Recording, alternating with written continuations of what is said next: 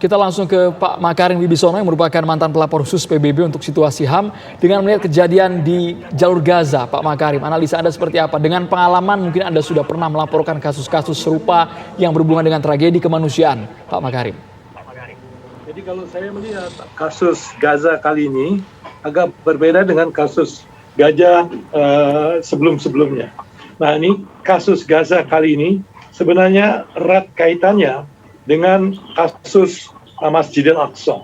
Jadi pada waktu Masjidil Aqsa dimasuki oleh pasukan Israel, ya. Nah, ini kemudian ada reaksi total di masyarakat yang tidak memisahkan bahwa ini Hamas, ini Al-Fatah, ini Jihadi Islamiyah. Ini semua bersatu bereaksi terhadap Israel, ya, karena ini dianggap bahwa usaha seperti yang dilakukan waktu Ariel Sharon pada tahun 2000-an pergi memasuki Masjid Al-Aqsa dengan 1.000 polisi, itu kemudian membangkitkan intifada yang kedua, yang banyak yang meninggal pada waktu itu, yang merubah sehingga tidak bisa berlangsung lagi apa yang disebut perundingan dengan basis two-state solution.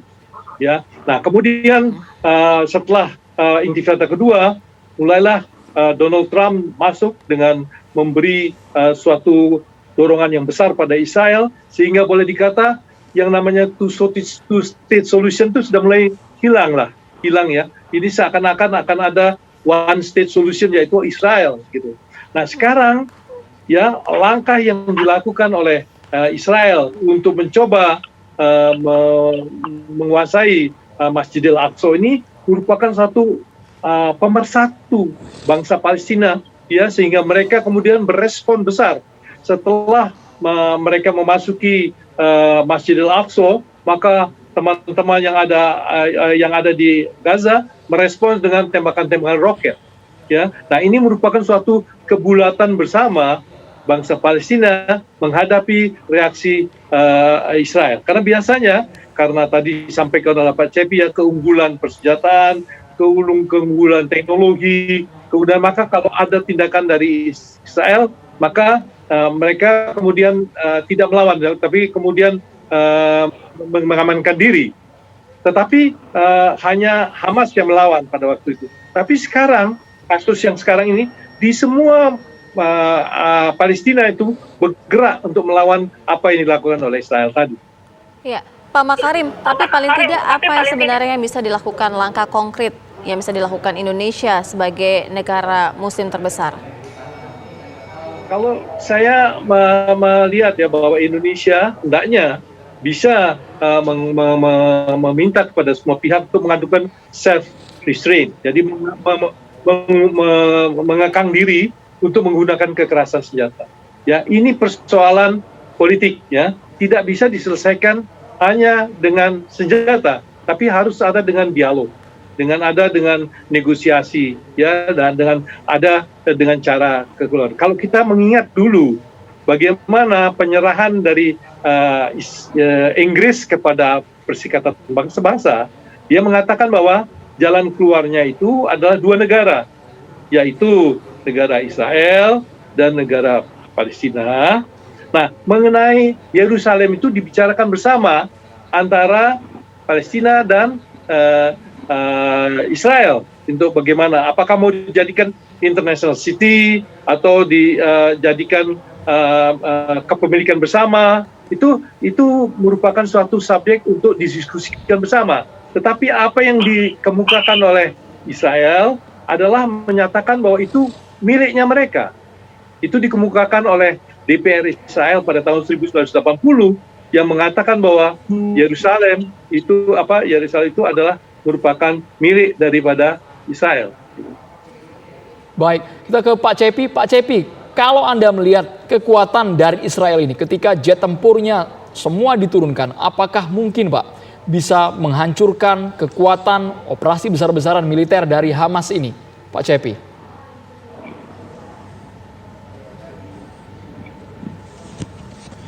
Iya, ya saya bicara tentang kekuatan militer ya, kita bicara tentang pertahanan keamanan. Karena ini memang ini masalahnya banyak masalah ke politik, masalah ke agama dan lain sebagainya. Jadi yang ideal sih sebenarnya ada dialog terus selesai. Tapi kalau dalam konteks perspektif kekuatan angkatan perang, ya Israel bisa melakukan apapun dalam kondisi yang seperti ini. Dia memiliki keunggulan yang sangat luar biasa. Dan tentunya Israel juga mempunyai perhitungan-perhitungan yang matang ya, untuk bagaimana untuk bertindak dalam clash yang terakhir ini.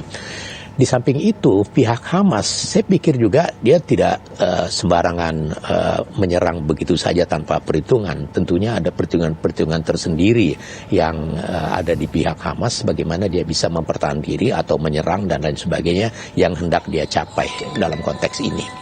Nah, kalau kita berbicara tentang keunggulan sains dan teknologi di bidang persenjataan keudaraan, persenjataan dirgantara, Israel adalah salah satu negara yang paling unggul di dunia dalam konteks ini. Ya.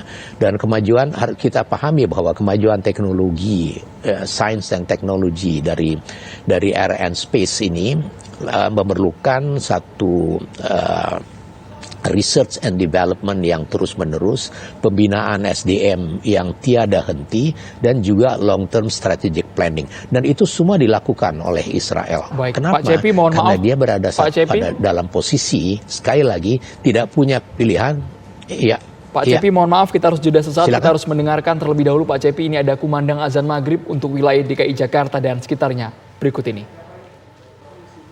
Selamat menjalankan ibadah sholat maghrib bagi Anda di wilayah DKI Jakarta dan sekitarnya. Kita lanjutkan dialog.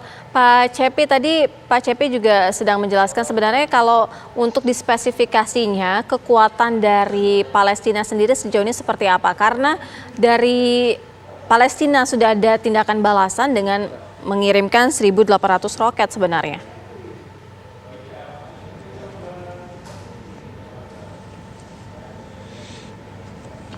Ya, saya yakin Palestina juga mempunyai perhitungan sendiri ya di sini. Walaupun dengan kekuatan yang terbatas, tapi kalkulasi dari dukungan yang diharapkan untuk diperoleh itu pasti sudah diperhitungkan juga. Saya pikir orang tidak akan secara sembrono untuk menyerang atau melakukan serangan-serangan tanpa perhitungan. Hanya dalam konteks ini secara keseluruhan kalau dilihat secara objektif, maka sekali lagi saya perlu sampaikan bahwa kekuatan ini tidak berimbang, ya, sangat tidak berimbang.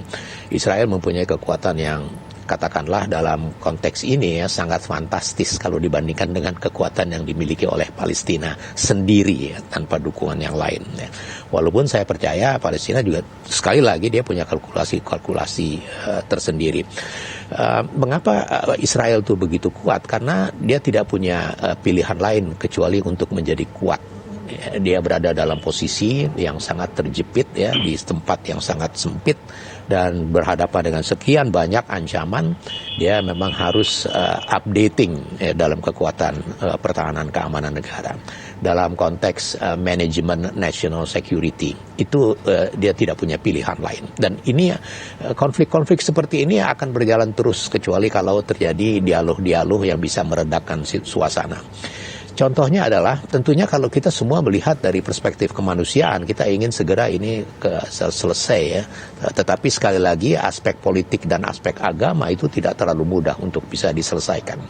Minimal Indonesia pernah pada waktu almarhum Jenderal Rais Abin itu juga mempunyai peran penting dalam dialog yang berhasil dilakukan di Camp David antara Palestina dan Israel.